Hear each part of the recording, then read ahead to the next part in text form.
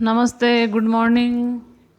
अपना कल चल रहा था तंत्रिका कोशिका, तो मैंने आपको डायग्राम बना के भी बताया था। इसके अलावा मैंने यूट्यूब पे भी इसका डायग्राम के 2-3 जो डायग्राम है वो कैसे बनते हैं 9-10 मिनट का वीडियो, अगर आप देखना चाहो तो देख सकते हो।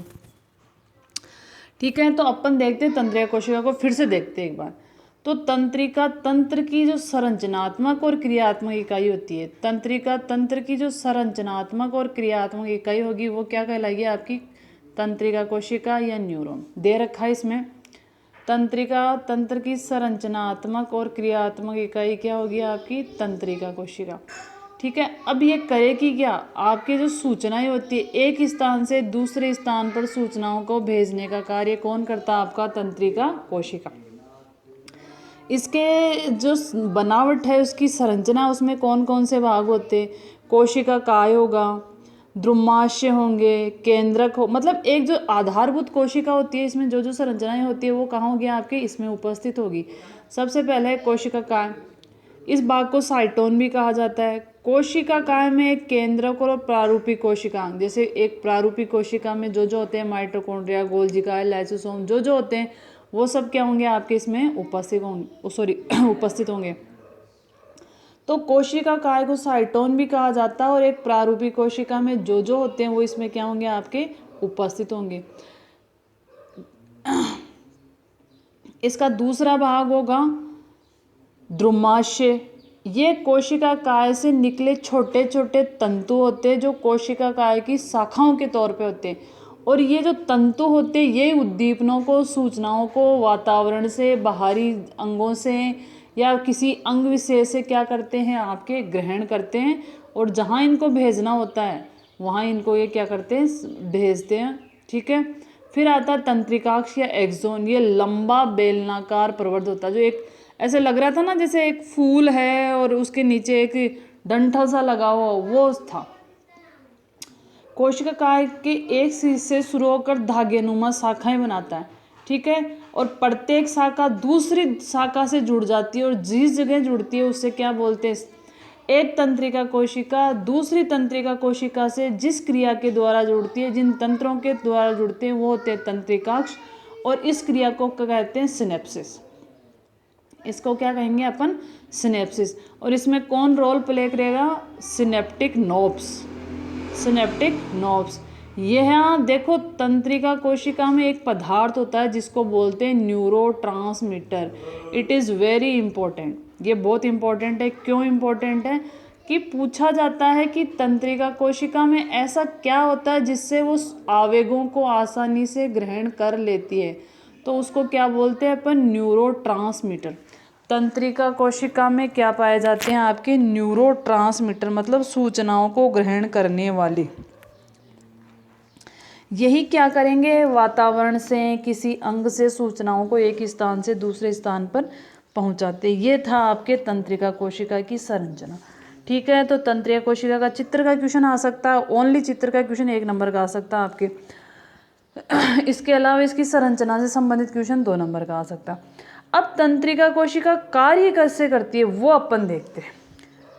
तो तंत्रिका कोशिका का कार्य, बहुत सारी तंत्रिकाएं, कई तंत्रिकाएं मिलकर क्या बनाएगी? कुंडली जैसी संरचना बना लेगी, और ये जो संरचनाएं होती है सूचनाओं को शरीर, या कह सकते हैं जो कुंडलिनों संरचना होती है शरीर के विभिन्न भागों से सूचनाएं, या मस्तिष्क से शरीर के विभिन्न भागों को सूचनाएं पहुंचाती है, और ये आपस से जुड़ी होती है। तंत्रिका कोशिका वह कोशिका होती है जिसमें विभाजन की क्षमता नहीं होती है। तंत्रिका कोशिका वह कोशिका होती है जिसमें विभाजन की क्षमता बिल्कुल भी नहीं होती। जन्म के समय जो तंत्रिका कोशिकाएं बन चुकी है वो बन चुकी है, उनमें कभी भी विभाजन नहीं होता।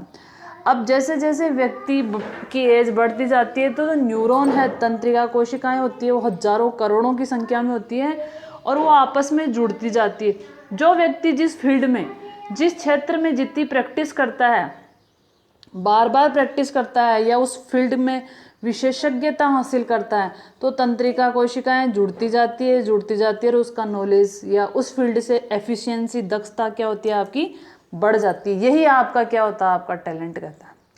ठीक है, अब क्या हुआ? बहुत सारी तंत्रिका कोशिकाएं जुड़ गई। इसके अलावा शरीर के अनेक भागों में मस्तिष्क है, मेरुरज्जु, इन सबको जोड़ दी। अब सूचनाओं के लिए क्या बन गया, एक नेटवर्क बन गया, जाल बन गया, एक पटरी बिछ गई आपके ट्रेनों की।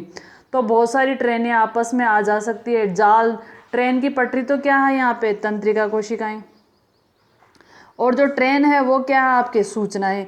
तो विभिन्न ट्रेनों का जाल बन चुका है, जहाँ ट्रेन ही ट्रेन एक मार्ग है। जो मार्ग कैसा है आपका, यहाँ कोई वायु मार्ग नहीं है, कोई सड़क मार्ग नहीं है, सिर्फ ट्रेन मार्ग है। तो वहाँ पटरियाँ बिछी हुई है जो तंत्रिका कोशिकाएं हैं, और आपकी जो ट्रेनें हैं वो क्या आपकी सूचनाएं हैं। तो ये इस प्रकार कार्य करती है। और यहाँ काम करते हैं इनको लाने और ले जाने में विद्युत रासायनिक आवेग, विद्युत रासायनिक इलेक्ट्रोकेमिकल इम्पल्स, रासायनिक आवेग कार्य करते हैं, ये ध्यान रखना आपको। जैसे इसके अलावा अपने संवेदी अंग कौन कौन से होते हैं, आँख, नाक, त्वचा और जीभ, ठीक है, ज्ञानेंद्रियां भी बोलते हैं इनको। यही क्या करते हैं, विभिन्न संवेदनाओं को, विभिन्न सूचनाओं को आपके क्या करते हैं, आपके ग्रहण करते हैं। ये सूचनाएं तंत्रिका कोशिकाओं के माध्यम से दूसरी तंत्रिका कोशिका, तीसरी तंत्रिका कोशिका, और ये आवेग धीरे धीरे शक्तिशाली हो जाते हैं और कहाँ भेज दिए जाते हैं, न्यूरोट्रांसमीटर द्वारा। अगर ये आवेग कहीं रास्ते में कमज़ोर पड़ रहे हैं तो न्यूरोट्रांसमीटर क्या करेगा, इनको इस तरीके से संपादित करेगा, इस तरीके से एक्टिवेट करेगा कि ये और आपके स्ट्रॉन्ग हो जाएंगे और आपके मस्तिष्क तक पहुंच जाएंगे और उस पर्टिकुलर अंग तक, उस ग्रंथि तक क्या करेंगे, कार्य को संपादित करेंगे। तो ये था आपका तंत्रिका कोशिका। कहने को तंत्रिका तंत्र एक सिंपल सा तंत्र है, पर इसकी कार्य विधि, इसका इम्पोर्टेंस उतना ही महत्वपूर्ण है जैसे आपके हार्ट है, हार्ट से भी ज़्यादा महत्वपूर्ण है। हार्ट तो क्या किया जाता है, आपके ट्रांसप्लांट कर दिया जाता है, आजकल दूसरा हार्ट भी लगाया जाता है। पर तंत्रिका कोशिकाएं अगर डैमेज हो गई तो फिर कुछ पॉसिबल नहीं है। जैसे कहा जाता है ना, किसी के ब्रेन डेथ हो गई तो मतलब उसका नर्व जो ब्रेन था, ब्रेन में जो तंत्रिका कोशिकाएं थी जिसका संबंध पूरे शरीर से था, वो खत्म हो चुका। अब वो व्यक्ति ही क्या है, आपका डेड है। हार्ट चल रहा है उसका, फिर भी वो क्या है, आपका डेड है। ये है आपके तंत्रिका कोशिका का महत्व। अब चलते हैं अंतःस्रावी तंत्र।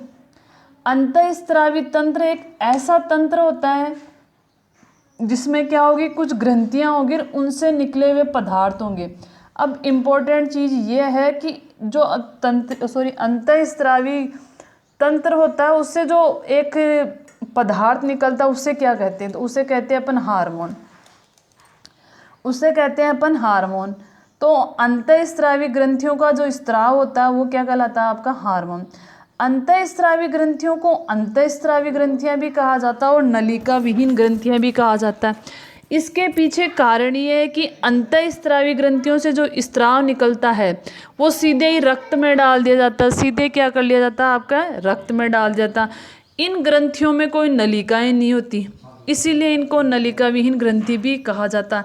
अपने शरीर में बहुत सारी अंतःस्रावी ग्रंथियां हैं, उनको अपन डिटेल से देखेंगे। एक डायग्राम दे रखा है आपके, इसको कभी भी बनाना नहीं होता आपका, सिर्फ इसको समझना होता कि अपने शरीर में कौन कौन सी अंतःस्रावी ग्रंथियां। हाइपोथैलेमस जो कहाँ है, आपके मस्तिष्क में। पीयूष ग्रंथि जो अपन ने मस्तिष्क का डायग्राम बनाया था उसमें मटर के दाने जैसी दिख रही थी। फिर है पीनियल ग्रंथि, ये भी मस्तिष्क के निचले हिस्से में होती है। फिर थायराइड ग्रंथि, ये गले में होती है। पैराथायराइड क्या होती है, आपके थायराइड के लेफ्ट और राइट साइड में होती है। फिर थाइमस ग्रंथि आपके इससे क्या बोलते हैं, हार्ट से थोड़ा सा ऊपर होती है। फिर होती है आपकी अधिवृक्क ग्रंथि, एड्रिनल ग्रंथि जो दोनों किडनियों के ऊपर होती है। फिर आपका आ जाता है वृषण और अंडाशय, ठीक है। ये सब भी क्या आपके अंतःस्रावी ग्रंथियाँ। सबसे पहले देखते हैं कि हमारे शरीर में ग्रंथियाँ कितने प्रकार की होती है। एक होती है अंतःस्रावी और दूसरी होती है बहिस्रावी। अंतःस्रावी का मतलब होता है जो अपने स्रावों को सीधे ही रुधिर में डाल दे, वो क्या कहलाएगी आपके अंतःस्रावी। बहिस्रावी वो होती है जो अपने स्रावों को नलिकाओं के माध्यम से टारगेट ऑर्गन तक पहुंचाती है, उन्हें कहते हैं अपन बहिस्रावी ग्रंथि। अब बहुत सारी ग्रंथियां हैं, अभी अपन ने देखा ये सारी कौन सी हैं, आपकी अंतःस्रावी ग्रंथियां हैं। कुछ आपके दे रखी है, उनको अपन डिटेल से देखेंगे कौन कौन सी दे रखी है। सबसे पहले आपके अधिवृक्क ग्रंथि जिसको बोल सकते हैं अपन एड्रिनल ग्रंथि। अब देखो इसकी सिचुएशन अपन पहले भी देख चुके हैं, जो आपकी दोनों किडनी होती है उसके ऊपर होती है अधिवृक्क, अधि यानी ऊपर, वृक्क यानी किडनी। तो ये हार्मोन स्रावित करती है। यहाँ इंपॉर्टेंट क्या है, इनके द्वारा स्रावित होने वाले हार्मोन। यहाँ इंपॉर्टेंट चीज़ क्या है, इनके द्वारा स्रावित होने वाले हार्मोन। तो जो एड्रिनल ग्रंथि है उसके द्वारा 2 प्रकार के हार्मोन स्रावित करते हैं,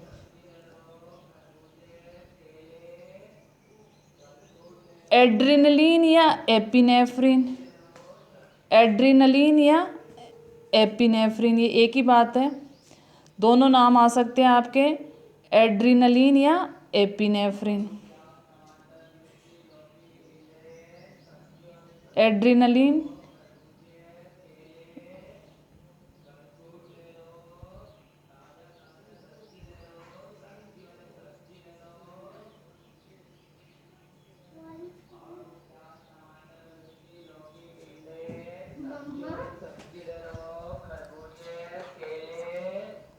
एड्रिनलिन या एपिनेफ्रिन। दूसरा है नॉर एड्रिनलिन या नॉर एपिनेफ्रिन।